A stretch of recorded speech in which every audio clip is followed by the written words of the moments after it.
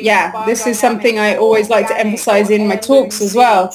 I feel like it's essential actually for people to be taking back some kind of sovereignty, some kind of responsibility for their food supply.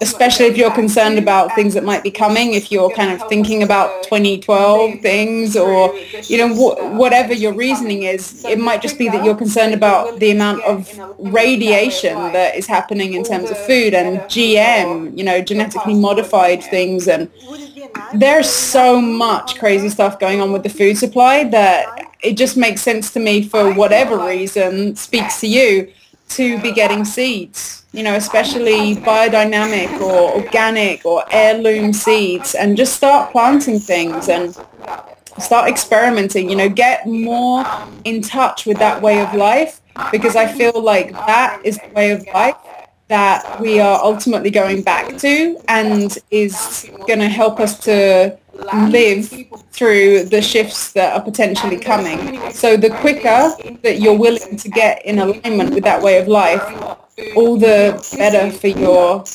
path forward from here. I feel like, yes, I've never tried to measure it, so who knows. But yeah, my feeling is that there is so much land out there that hasn't been explored even. So yeah, I mean, my feeling is that there's enough room for everybody to get out there and start growing stuff, if they're willing to. To me, that's what it comes down to, more than the question of the land, is people's willingness to do this. And there are so many ways that you can grow things in containers, and even in windows. People are growing a lot of food, like in New York City, in windows. We have a lot of space where we can grow things, and on people's roofs and things like that. It's the question really whether people are willing to do that.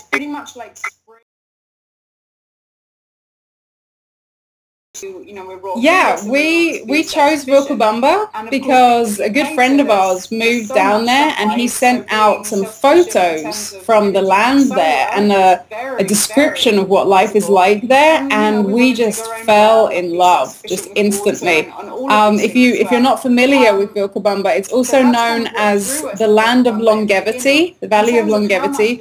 People regularly live to over 100 there. The air, the soil, the water, everything is pristine, and it's pretty much like spring all year round.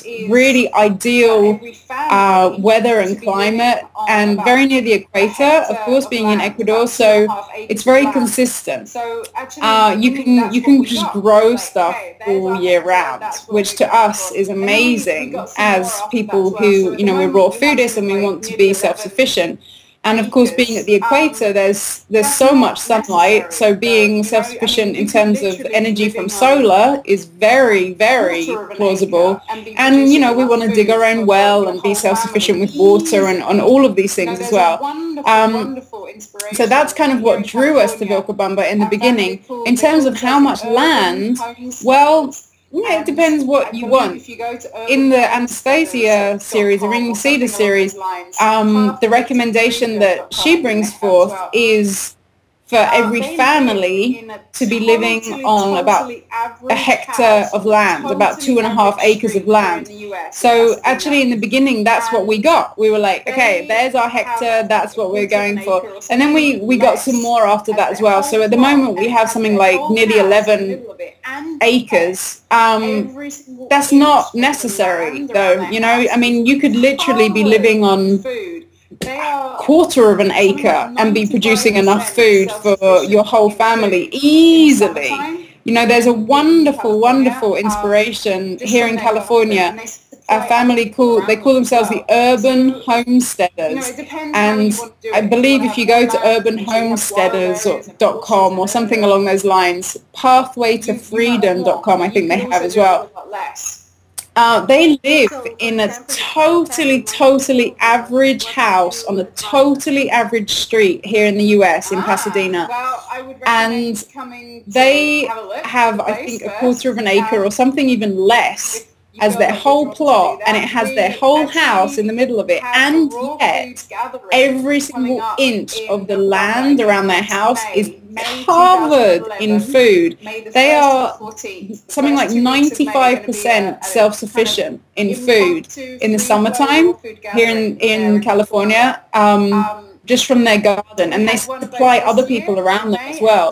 So, it depends how you want to do it. If you want to have more land and make sure you have wild areas and horses and you might want more, but you could also do it with a lot less. I would recommend coming to have a look at the place first.